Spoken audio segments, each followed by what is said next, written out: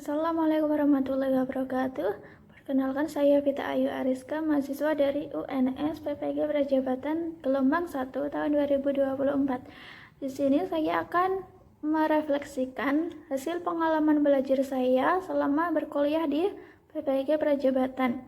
Di sini saya mengambil perubahan paradigma terhadap makna guru dan penerapan pendekatan CRT pada tema 6 Indonesia Kaya Budaya di kelas 4 SD.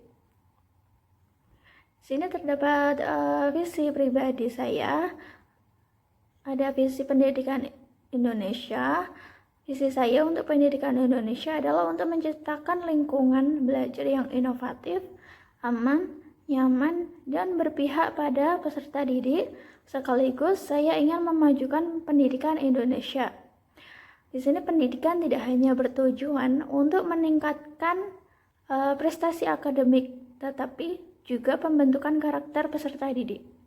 Saya berharap untuk menjadi salah satu orang yang berkontribusi dalam memajukan pendidikan Indonesia.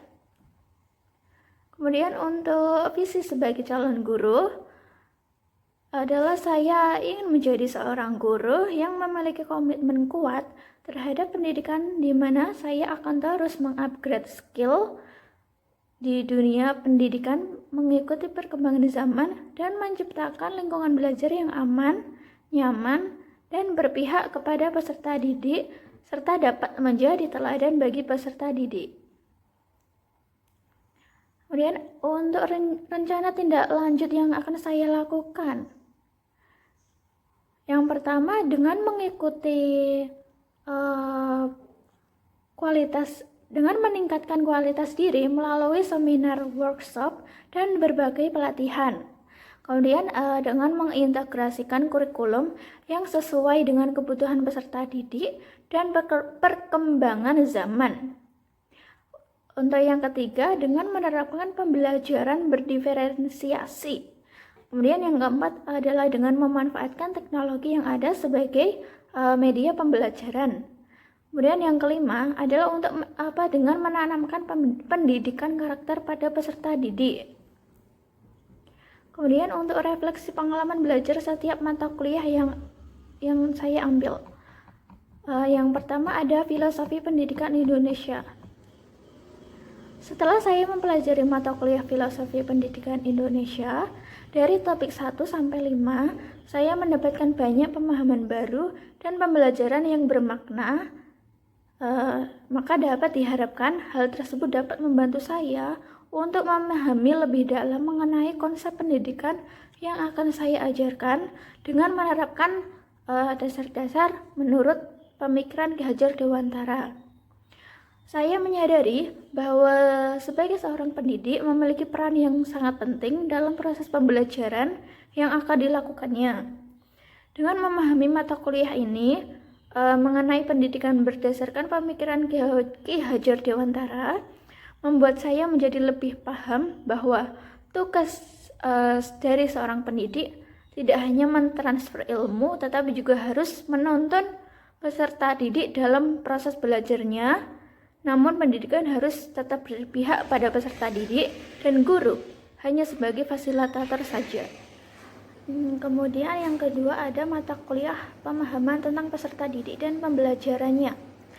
Di sini setelah saya mempelajari mata kuliah ini, saya menyadari bahwa untuk menciptakan sumber daya manusia yang berkualitas, maka harus mengerti problem yang mereka hadapi dan mengetahui apa kebutuhan setiap peserta didiknya. Salah satunya yaitu tentang profiling peserta didik, karena di dalamnya terdapat pembahasan tentang pembelajaran berdiferensiasi yang sangat penting karena berhubungan langsung dengan peserta didik dan proses pembelajaran berlangsung. Di sini jika saya mengajar atau membahas topik ini dengan mempertimbangkan prinsip pembelajaran yang bermakna, yang berpusat pada peserta didik, maka saya akan melakukan perubahan dalam pembelajaran di kelas, di mana saya akan menciptakan suasana belajar yang aman dan nyaman bagi peserta didik, sehingga peserta didik akan lebih bersemangat dalam belajar serta memaksimalkan penggunaan teknologi sebagai media pembelajaran, mengingat peserta didik sekarang lebih banyak memegang HP, Maka sebagai calon guru, saya akan mencoba untuk memahami keadaan peserta didik tanpa mengesampingkan pendidikan karakter peserta didik. Selanjutnya, untuk mata kuliah prinsip pengajaran dan asesmen 1. Berbagai asesmen yang penting dalam mata kuliah ini dalam konteks persiapan menjadi seorang guru, termasuk dalam perencanaan pembelajaran, asesmen, lingkungan kelas yang kondusif, dan refleksi terhadap praktik pembelajaran telah saya pelajari. Sehingga hal ini dapat menjadi bekal saya untuk menjadi calon guru kelak. Setelah mempelajari topik ini, pemahaman saya tentang menyusun strategi dan asesmen dalam pembelajaran paradigma baru semakin bertambah, di mana saya menjadi paham betapa pentingnya mengadaptasi pembelajaran sesuai dengan kebutuhan dan karakteristik peserta didik. Dengan menyusun strategi pembelajaran yang tepat,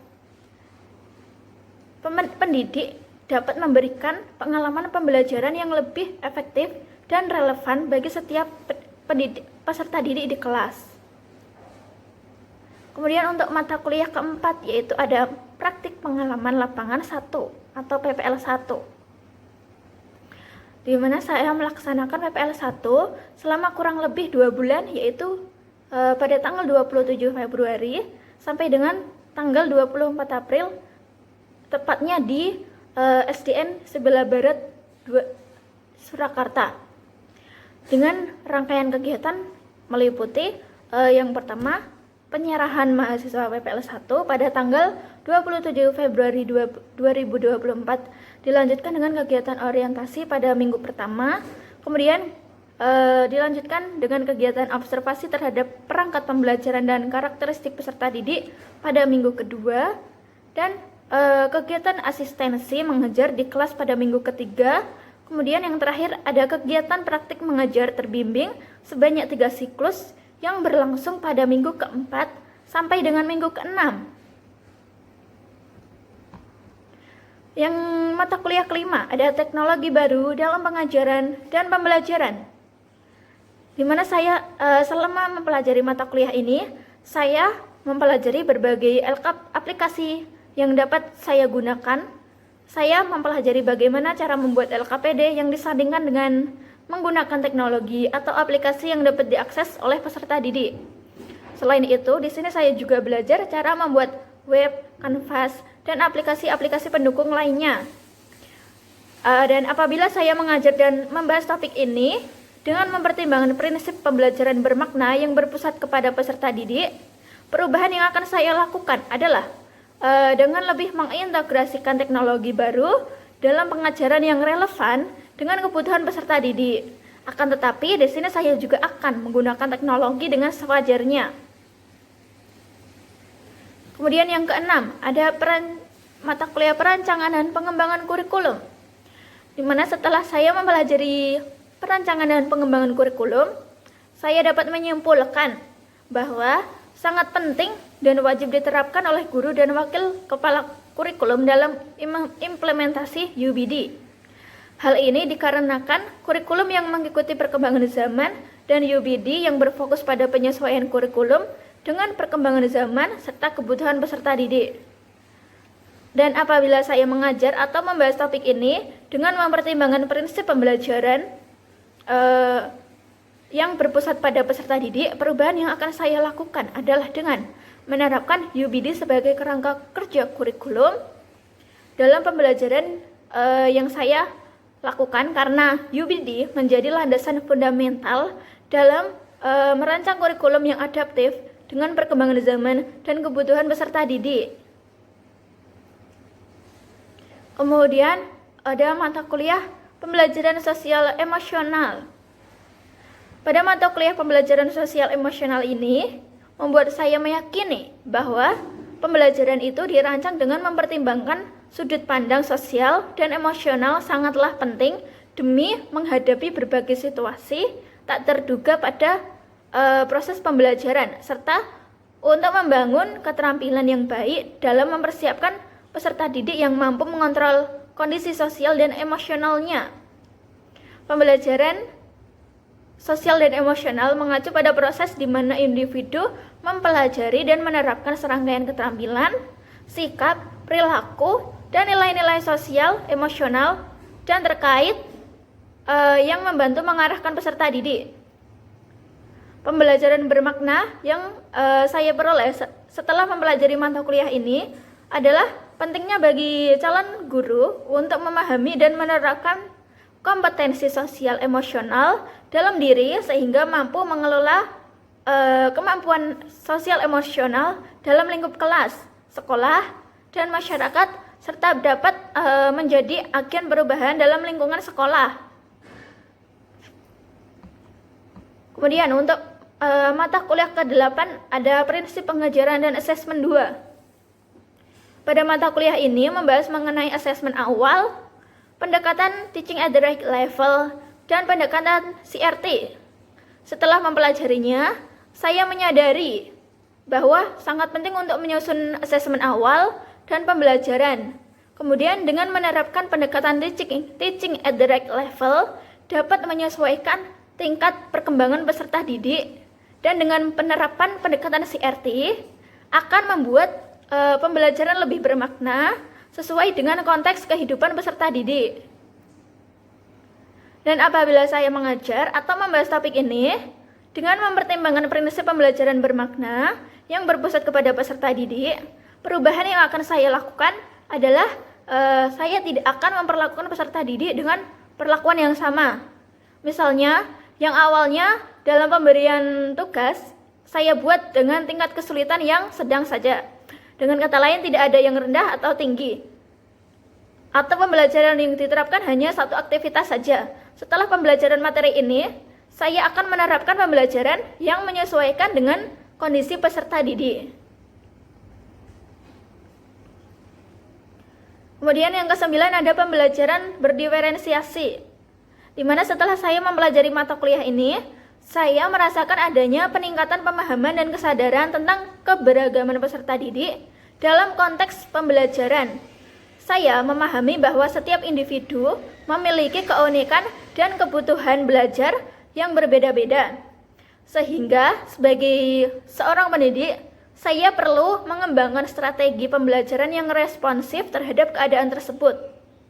Dan apabila saya mengajar dan membahas topik ini dengan mempertimbangkan prinsip pembelajaran bermakna yang berpusat kepada peserta didik, perubahan yang mungkin akan saya lakukan adalah saya akan lebih memperhatikan minat, bakat, pengalaman, dan latar belakang peserta didik dalam merancang materi pembelajaran, dan saya akan menggunakan pendekatan pembelajaran yang lebih interaktif dan kolaboratif seperti diskusi kelompok, proyek bersama, atau studi kasus.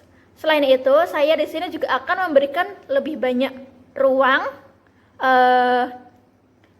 secara mandiri dan mengembangkan keterampilan penyelesaian masalah mereka.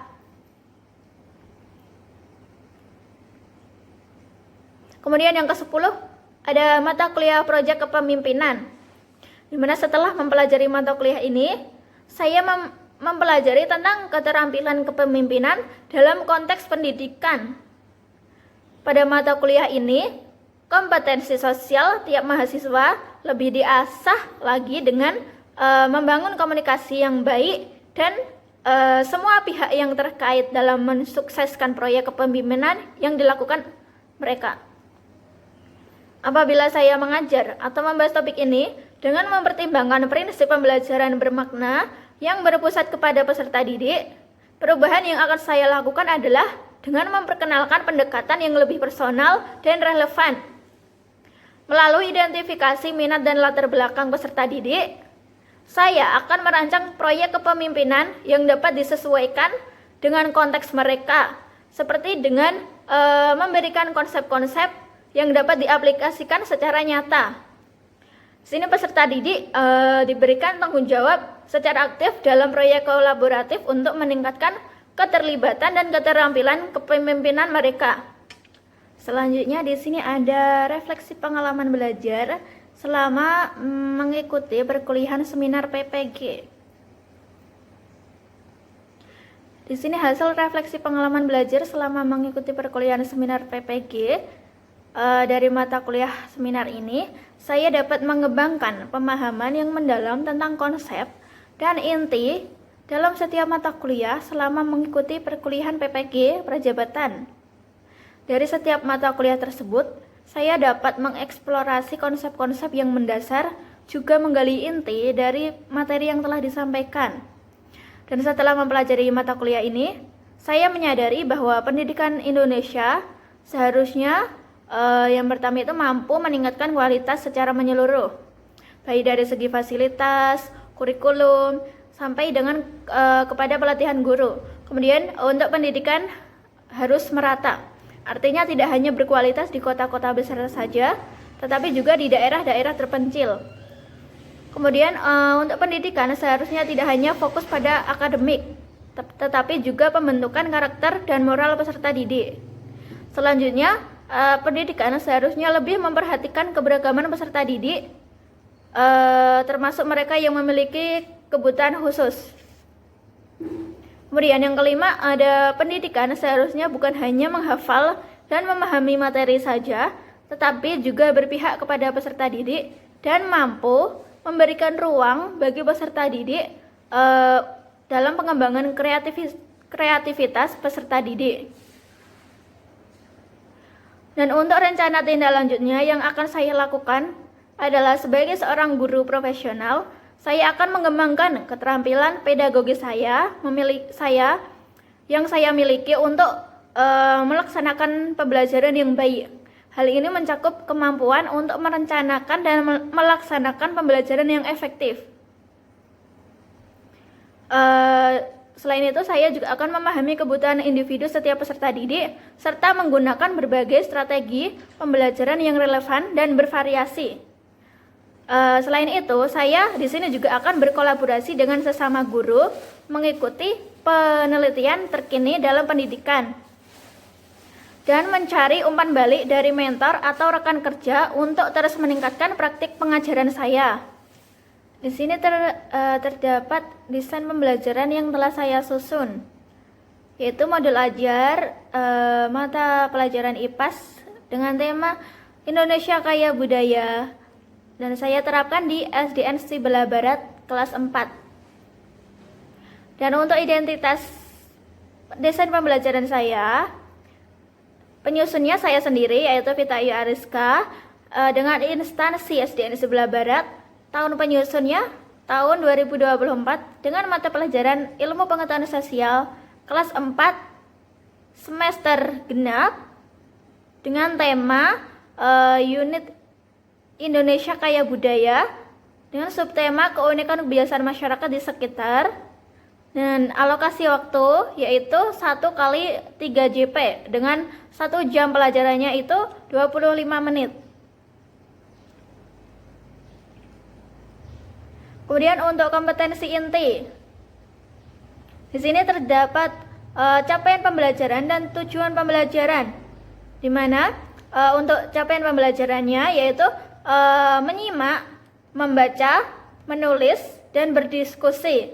Di mana menyimak di sini peserta didik mampu mengingat dan menjelaskan kembali informasi yang didapat dari penjelasan guru. Kemudian membaca, peserta didik mampu membaca dan menjelaskan maksud dari apa yang telah dijelaskan dalam buku pelajaran. Kemudian menulis, di sini peserta didik mampu menuliskan kebiasaan dan tujuan di lingkungan keluarga. Kemudian berdiskusi, peserta didik mampu berpartisipasi aktif dalam menanggapi pertanyaan yang diberikan oleh guru. Kemudian untuk tujuan pembelajarannya, peserta didik mampu mendeskripsikan kearifan lokal dan kebiasaan budaya di Indonesia. Kemudian ada peserta didik juga mampu menjelaskan tujuan dilakukan kebiasaan. Untuk rangkaian pembelajaran di sini ada kegiatan pendahuluan, kegiatan inti, dan kegiatan penutup. Untuk kegiatan pendahuluannya itu guru memberi salam dan memberi sapa kepada peserta didik. Kemudian guru mengajari peserta didik untuk mengawali kegiatan belajar dengan berdoa. Kemudian peserta didik diajak untuk menyampaikan lagu profil pelajar Pancasila yaitu lagu Indonesia Raya, dan diajak untuk menghafal sila-sila Pancasila. Kemudian di sini guru memeriksa kehadiran peserta didik, dan sebelum pembelajaran dimulai, guru melakukan ice breaking sebelum pembelajaran dimulai untuk meningkatkan semangat belajar peserta didik. Dan untuk kegiatan intinya, di sini guru menjelaskan tentang materi yang sedang dibahasnya, yaitu Indonesia Kaya Budaya, melalui sebuah tayangan video. Di sini guru memberikan kesempatan kepada peserta didik untuk mengemukakan pendapat atau bertanya berkaitan dengan video. Guru dan peserta didik secara bersama-sama membahas mengenai apa yang sudah ditayangkan dalam video dengan mengajukan beberapa pertanyaan pemantik seperti apa yang dibahas di dalam video tersebut, kebudayaan apa saja yang terdapat di dalam video tersebut, kemudian apa pengertian dari kebudayaan. Selanjutnya, guru membagi peserta didik menjadi 3 kelompok secara acak tanpa memandang latar belakang yang berbeda dari peserta didik. Kemudian, guru memberikan LKPD pada setiap kelompok, dan peserta didik secara berkelompok mengerjakan tugas dalam LKPD yang telah diberikan oleh guru. Setelah pengerjaan LKPD selesai, dilakukan presentasi setiap kelompok di depan kelas. Selanjutnya, guru menampilkan sebuah game edukasi sebagai bahan refleksi peserta didik dari apa yang sudah dipelajari. Terakhir, guru meminta peserta didik untuk menyimpulkan terkait apa yang telah dipelajarinya.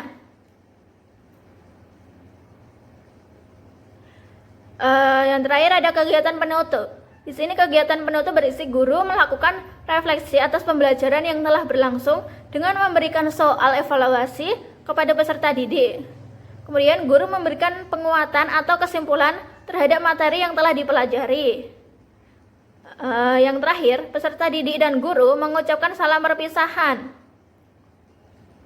Kemudian untuk perangkat pembelajaran yang saya gunakan, yaitu ada video pembelajaran yang bertema sesuai dengan apa yang diajarkan, yaitu Indonesia Kaya Budaya atau kebiasaan yang dilakukan di lingkungan sekitar. Kemudian ada bahan bacaan, yaitu sebuah buku dari peserta didik sendiri. Kemudian ada game edukasi. Di sini saya menggunakan word wall, di mana peserta didik saya minta untuk mencari kata dari soal yang saya berikan, kemudian dijawab dengan mencari jawabannya di sini di huruf-huruf yang sudah tersedia secara acak. Kemudian yang terakhir ada LKPD yang dikerjakan secara berkelompok, dan kemudian dilakukan presentasi di depan kelas. Nah, kenapa saya melakukan pendekatan CRT? Karena kelas yang saya ajar itu peserta didiknya itu sangatlah beragam.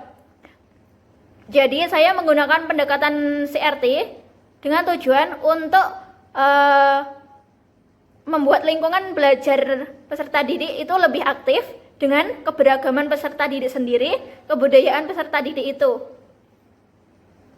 Demikian, mungkin itu saja yang dapat saya sampaikan. Kurang lebihnya mohon maaf. Wassalamualaikum warahmatullahi wabarakatuh.